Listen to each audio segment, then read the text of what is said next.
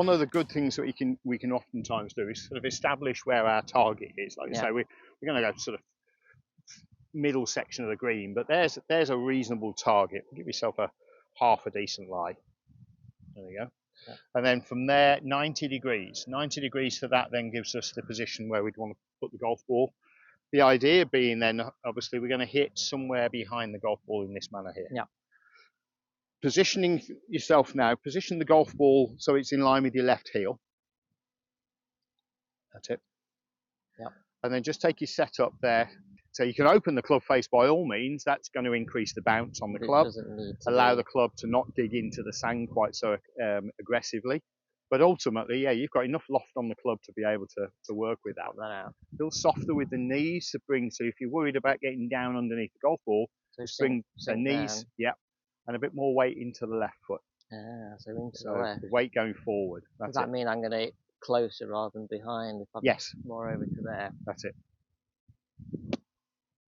There we go. So the first time out of all the shots we've hit so far, actually executed it, it sounded like a bunker shot. Yeah. We got in there a little bit behind the golf ball, which is absolutely fine. That's what we're hoping to do. So there's your ball. Contact point is somewhere in that region. Target going out in this direction here. Yep. Let's see if we can do the same again. On the same basis, with the weight into that left knee. Don't be afraid. Yeah, don't be afraid to commit to it. You can make a longer swing on the way through the stroke. There we go. All right, so they actually sound like bunker shots now. Yeah.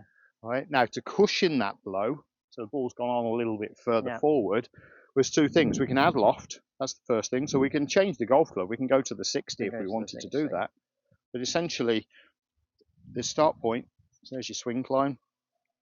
It's just making sure that we're committing to it with a slightly open club face. So just very, very. The ball's not going to go right because the face is open. No. It may go right because we've put our hands in front of it. That creates a spin axis on the golf ball. Yeah. That in effect then opens the club face and puts a side spin on the ball that will shoot it, potentially shoot a little bit more to the right. It'll only do that if the hands are a long way in front. So as long as you keep the hands behind, you can open the club face. We're just now adding loft. So the weight down in that left knee. That's it. And then a nice committed follow through. Okay. So we just dropped the knees. The knees took a little bit of load, a little bit drop into that right knee. So a little bit more weight for it. Remember, we've added loft now, so we haven't got to do anything different. The ball's going to pop up a little bit more and increase the amount of elevation on the shot. So that's it. There we go. So now we're controlling the elevation, the landing angle. It's going to soften the blow into the back of the ball. So basically, the club itself has been designed so that with the shaft in the perpendicular in this position here, the trail edge, the back edge of the club is actually below. It's going to make contact with the sand. Yeah. The leading edge is a little bit higher, but that's not going to dig in. If to dig in, we'd have to get in here. Notice, 10 degrees of shaft angle, takes the 10 degrees of bounce angle off, and that then if we're coming down a little bit steeper, will cause that to dig into the sand. Whereas here, now with the face slightly open, hands maybe slightly behind, then we can utilise. That's utilising the bounce. That's stopping that from digging in. It will then go in, but not carry some of the sand out with it, and essentially blast the ball out. Yeah. So, the essence of the golf club, is to do the job for you and utilise that bounce angle. And this, we can talk about the wedges at this point in time. If they get too wide with the bounce, with this part of the club, we get too wide with this part of the club, we get a wide sole wedge. Yeah. Then if we open up the club face, that becomes lower down. That is going to bounce and going to struggle. If we've got no sand or if we've got hard ground outside of the sand, you can't open the club face when you're playing with those wedges. Invariably, you'll find that those wedges have little bounce on them. Yeah. So you can't get underneath. Yeah, if you're looking at a performance wedge like the one you've got and the one I've got there, we can just play the club relatively square on, very small amount of opening. Otherwise it's just going to bounce. The more the golf ball goes up the slope here, the more that that angle changes to become more vertical. Yeah. So yeah, you could use a 9-iron if you're going up this slope. Yeah. And the golf ball's going to come out easily, Yeah. because all you're doing is you move up the slope, you're increasing the loft already that's on the club. And if you're trying to go to the far end of the green, you know, and you happen to be on the upslope, then you use less loft. Yeah. That's going to help you massively. Yeah. Weight into that left knee. That's it.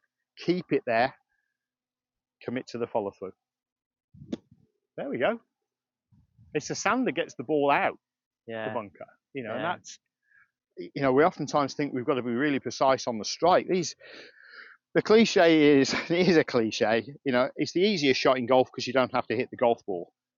But you have to hit enough sand, but too much sand and the ball doesn't come out either. So, there is an element of precision, but somewhere in this vicinity behind the golf ball will produce the shot that we've just been witnessing. Yeah. That's it. So weight into that left knee, that's the way, and commit to the follow through. There we go. Super. I think the big deal was that you were shifting back, trying to get the golf ball in the air. So, so as you're playing the shot, let me get in there and sort of give you a little bit of a demo. So as you were playing the shot, you were moving into the trail side, which then it meant the club got in below, behind, and then coming in, trying to get below the golf ball. Now it's actually coming up. So if we do the opposite, Gary Player would lean into this side so significantly, it was like, well, there's nowhere else for the club to go but straight down. Yeah. Now that steep angle of attack will pop the golf ball out. It'll also cause a restricted follow through, so I can really commit to it, because it's going to get stuck in the sand, and as you see, very little in the way of follow through because of that restriction. Just less aggressive, right? But weight into that front side. Yeah. So I know from there, all I'm looking to do now is make a movement back, commit to the backswing, but also commit to the forward swing. And easily get the golf ball towards the middle of the green. Looking for precision, you would bring that down a little bit smoother, a little bit steadier. Go for that short flag like you've been executing superbly. There we go.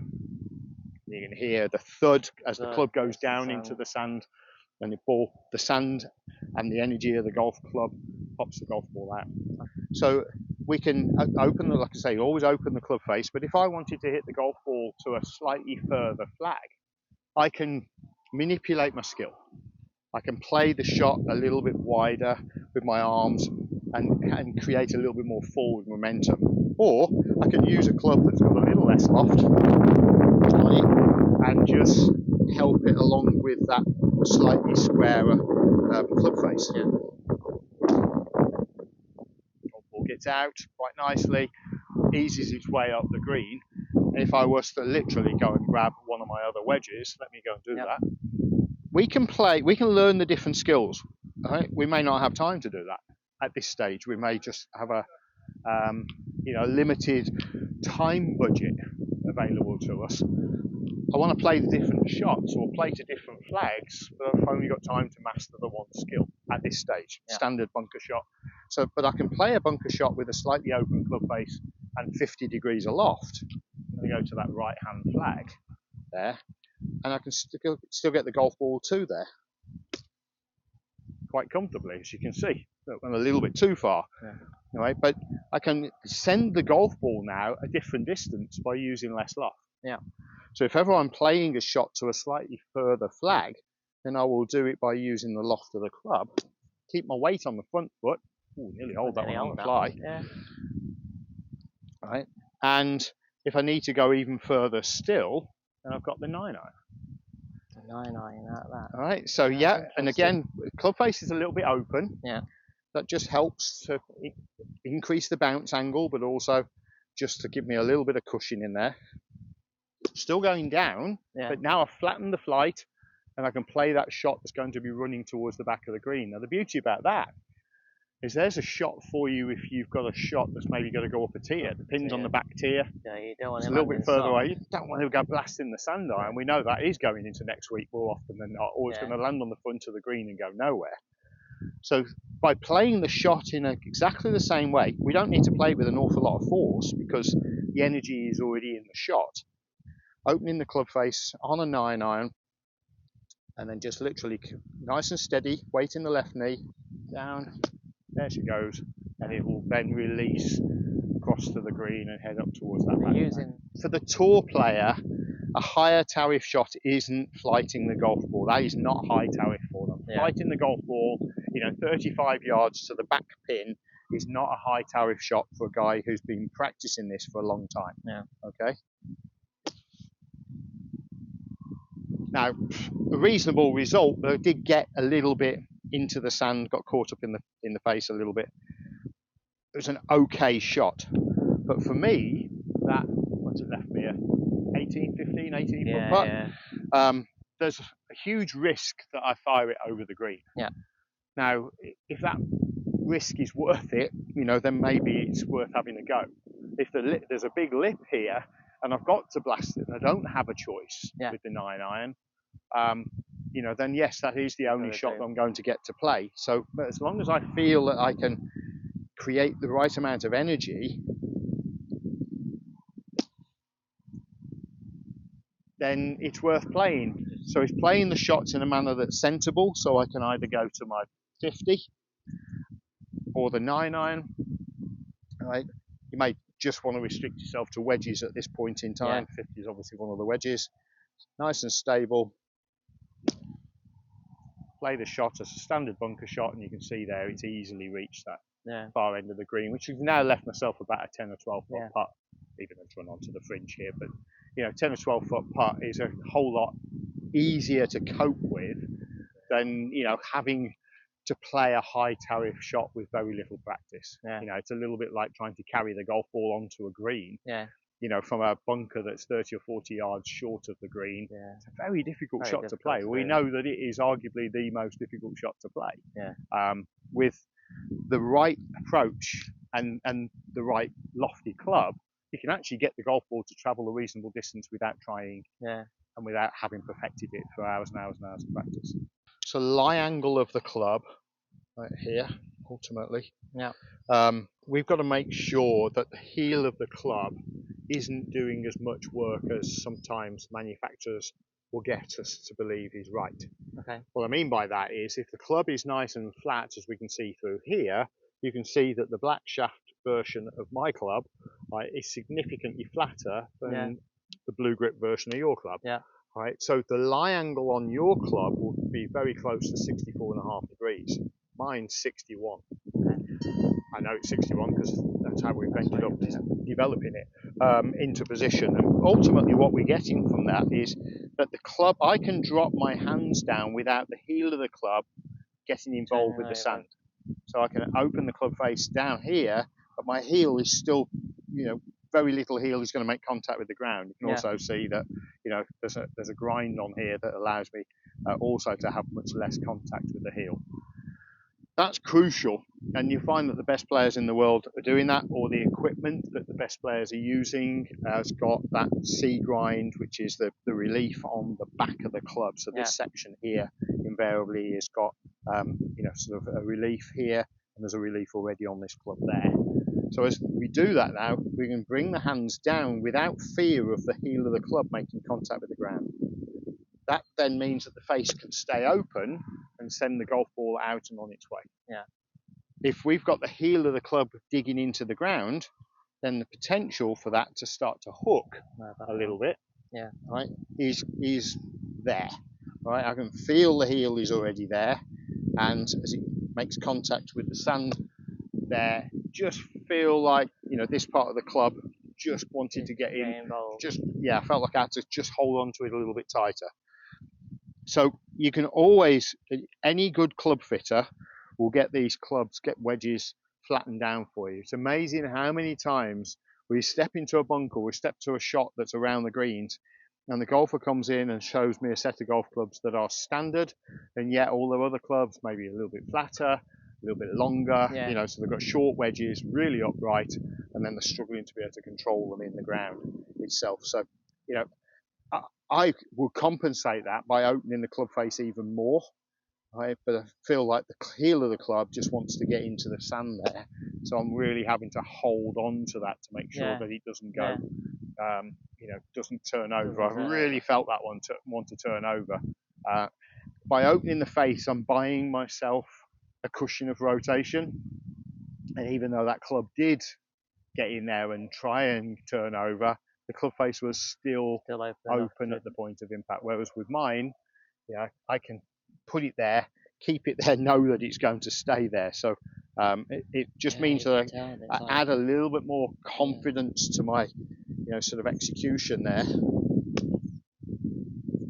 Know that that's just never going to turn over. Yeah. And I can play the shot in pretty much any way that I want and know that that's going to happen. So it also means that when we're playing shots from slightly iffy lies outside of the bunker, it's easier to get the heel off the ground because the club starts a little bit flatter anyway. Yeah. But to prove it, let you try mine. You can instantly tell, can't you? The difference. You feel the difference, yeah? Yeah. Jeez. Get in. Oh, it's not for sale. Can I have your club? It's not for Can I have sale. your club? Controversy over.